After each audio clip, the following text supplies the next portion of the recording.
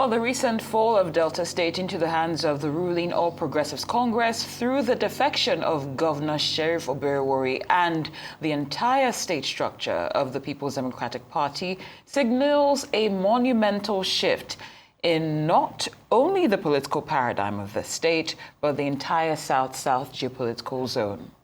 This is a substantial area of influence that has remained an opposition stronghold since Nigeria's return to democracy about 26 years ago in 1999.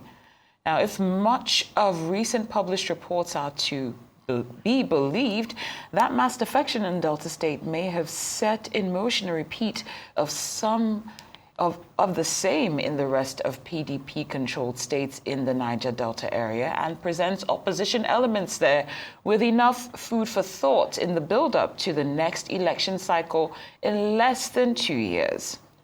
We're now being joined here on Newsday by Favour, Emerure, the Delta State coordinator of the Obidient movement, to discuss those defections and their possible impact on opposition politics in the state. Again, what opportunities and challenges could the defections pose to the opposition in the state? Good afternoon. Many thanks for joining us here on Newsday. Good afternoon, Sama. Good afternoon. Now, beyond rhetorical opportunities, what specific political vacuums has the PDP exodus created that the Obidient movement could potentially fill?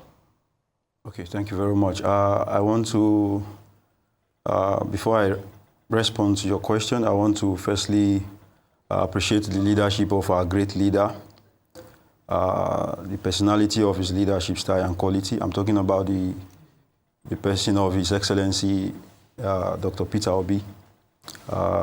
Firstly, now back to your question. The recent defection witnessed in Delta State, I would say it's a distraction, but then it's a good distraction for us in Delta because you see, Deltans are disappointed. They're seriously disappointed because majority of Deltans voted, probably they voted for the PDP. And in less than 2 years, all you could see is that the PDP has, defected to the same APC government that they fought, the same APC government that we tagged. We are bad people. So what are you teaching us? What are you governing? So we are disappointed in Delta that the governor could make such a defection, although it is for its own personal and selfish benefit. There's a saying that when you defect to APC, your sins are forgiven. Mm-hmm. The former governor of Delta State, Senator Dr. Ifeanyi Okowa, may have been behind his defection because he would want to do anything possible, to secure and protect his boss. You understand? So it is a win-win for us because the Obidient movement, we've seen that as an opportunity for us to now welcome aggrieved members from all of these parties. You understand? Aggrieved members in the defunct PDP and members in the ruling APC. So there are so many of them. Let me tell you, the APC cannot accommodate 2 elephants. The PDP is an elephant, the APC is an elephant. So there will be no much space for the 2 elephants to ride on in the APC. So definitely people are already pulling out. Some few days ago in Delta State, you will notice that in Ika North and Ika South, some persons came out and they said they are still PDP. PDP still exists. They said no to that defection, that they are still members of the PDP. In Ugeli North, Ugeli South, just about 2-3 days ago, I'm telling you now, they came outside and said, we are still members of the PDP and PDP still exists. They are not ready for defection. So there's already a crisis. There's already the vacuum you talk about. There's already a crisis in the state.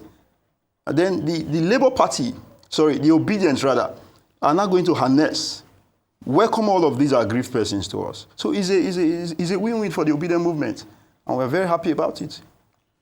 All right. You say it's a win-win, but some will not agree with that because you look at it in the presidential election. It was a massive victory for the Labour Party. But infighting, bickering, and divisive politics has made the Labour Party not solidify its ground, even though it's clear that there is something there politically when it comes to the Labour Party and Delta states? So let me say this. We are not deterred by the happenings in Labour Party. The Obidient movement remains firm, committed. So are you structures separating the Obidient movement from the Labour Party? Yes, Obedients are not Labour Party. Obedients are cut across different parties. We have Obedients in PDP, we have Obedients in APC, ABGA, and all of that. Obedients are Nigerians who are hungered for a better Nigeria. So, back to your question, we are going to even do better than we did. In 2023, sir, the Obedients in Delta States, we were able to give Peter Obi over 50% votes. There are over 320,000 recorded votes for Peter Obi, as against 190,000 for even the sitting and incumbent governor there, who doubled as the vice presidential candidate of the PDP. So in 2027, sir, we're going to do even far better than that. Okay, well, based on what you just the response to Aaron that Obedients are in various parties. Yeah.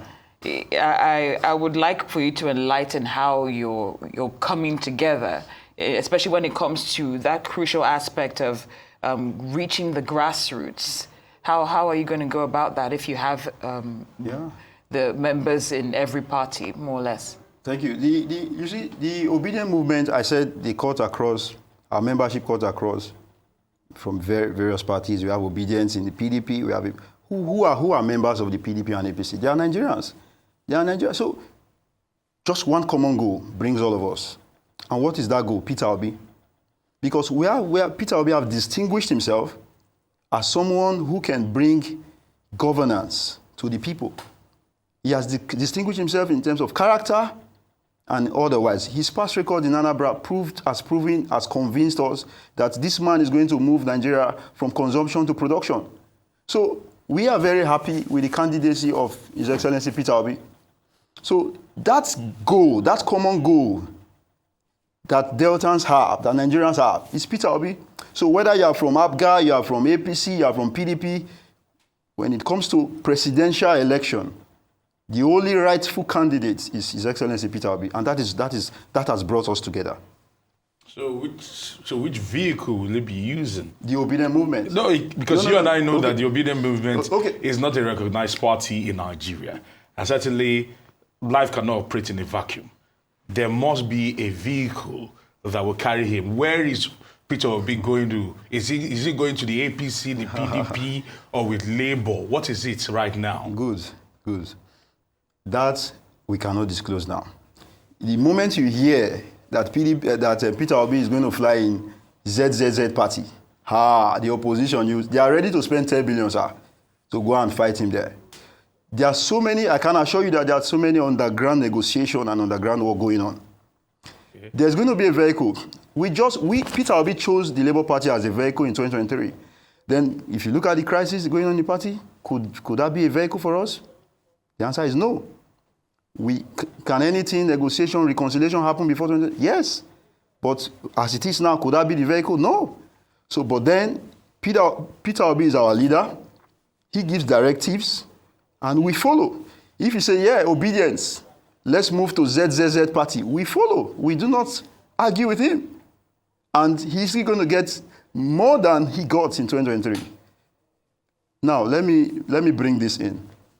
In 2023, there was no Labour Party governor in any of the states. This brings me to the first question you asked. In Delta State, you notice the governor ordered all his appointees, all of everybody to decamp to the ruling APC. Although there was a governor in Labour. Yes. In 2023. Yeah. Alex Otti. Yeah. For Delta State? No, not for Delta State. Okay. I mean, for 2023, there was no governor, there was no defection, but Peter Obi was still able to win Lagos and so many other states, including Delta State. So we in Delta, we are not moved. We are not disturbed by the recent defection in all of these parties, because we know, even if the 36 governors in Nigeria decide to move to defect to the APC, Nigerians will still come outside. The election is going to be between the Nigerian states and the APC. So if they like, they flood the entire state and they flood Nigeria with banners of President Bola Ahmed Tinubu, Nigerians, we know who we are going to vote for. We know. Okay. Well, there are some counter perceptions, even though you are showing us that your line of movement based on all that you're saying. But there are some counter perceptions that your movement lacks the organizational depth to capitalize on this political realignment. How do you respond to that? No, that is a lie from the pit of hell. The Obidient movement is very, very organized. We have a national leader. That is the person of Dr. Tanko Yunusa. There are so many. That guy is so intelligent. He has come up with so many strategies. I cannot be telling you our strengths. You guys are media men. You will use it. You could, yeah. I don't trust you guys. So you don't expect me to come on air. You don't expect me to come on air and start telling you this is our strength. These are the strategies we want to. No, I can't do that. No, but we are apolitical. Very apolitical. You can't, my brother. They can offer you 10 billion just to get an information from me. No, they can't. You sure about that? No, they can't. Okay, let's leave it the way it is. Okay. Now, there are so many strategies. We have a national leader of the Obidient movement, the person of Dr. Tanko Yunusa. He's doing a very great job in, galvanizing the obedience across the 36 states and the FCT. So in Delta states, where I come from, I, as the state coordinator, is also following the leadership of my national leader, Dr. Tanko, to also galvanize the momentum, in all of these obedience and bring ourselves together from the grassroots so that we can deliver. We have a target in Delta states, before I forget. And that target is to register at least 50,000 voters, 50,000 obedience per local government. We have 25 local governments in Delta State, at least 50,000 in each of the local governments. We're going to register these obedience. That is what we are doing. There's massive grassroots mobilization and recruiting going on in the Obidient movement. So I will just give you that hint now. But let me tell you, we are not scared. We are not deterred. We are not perturbed about 2027. We have the right strategies, and in due time, you will get to know. We will employ them. All right. Thank you. As an Obidient, who speaks for all the Obedients, especially in Delta State? Yeah. What do you make of the short time our president has been in office? Oh, very, very disappointing. In fact, this government, I'm sorry to say, is the worst government Nigeria have ever had. Very, very, very disappointing. They've not done anything. In fact, the APC, the PDP are the same persons. Whether they come tomorrow to APC or to PDP is the same. They are all after their own personal interests. What will favor them? It is nothing. There's nothing about the interests of the people that they represent. The 22 lawmakers in Delta State recently on the 6th, during the plenary session, they decamped. The 22 PDP lawmakers decamped to the APC. And they came out to say, oh, it is for the interest of Deltans, it is for the interest of the state. That is a lie from the pit of hell, sir. It is a personal interest. Some of them, they are clamoring for re-election bids. They are seeking re-election bids. So it is not in any way the interest of Deltans or the interest of Nigerians. So those that are involved in this, my advice for them is to take the interest of Nigerians at heart and desist in all of these defections. It will not take them anywhere, because Nigerians are going to decide who governs them in 2027. You've spoken very confidently, and you've said that members of the Obidient movement are not perturbed in any way. No. When you look at the whole electoral process, and all the stakeholders involved, whether it's the INEC, the political parties, these defections, is there a specific area that you might have just a bit of concern, not huge, but just a little bit, when you look at the full picture? Okay, thank you. In my response to this, I want to draw your attention to what happened in 2023. 2023, we were moving from one polling unit, one community to the other to enlighten. Our voters were naive. People were talking about vote Peter Obi, they were just hearing it for the first time. We were introducing the party to them. But now 80%, more than 80% of obedience, those that voted Peter Obi, they were just, some of them were just voting for the first time, some were naive, they don't even know anything about the political system. We introduced Peter Obi to them and brought them to vote. But let me tell you, in 2027, these people are already knowledgeable. They already know what this is all about. So it is not going to be same business as usual. You understand? Because we are not going to have more force, that will be on the table protecting the votes. So for INEC, we already understand their tactics. For the INEC empire and all of the people that protect and that conduct the election and all that, we will be there, to protect our votes. We're naive, we're just new to some of the things in 2023, but now we are knowledgeable about their tactics, and we'll be on ground to guide the votes. We'll be there to vote, and we'll guide the votes from the polling units down to the wards, down to the LGA, down to the state, even national level. Everything will be guided. We are going nowhere. Once Obidient vote, we are going to stay there. In fact, I slept in the police station for days in the last election because I needed to protect the votes of my people.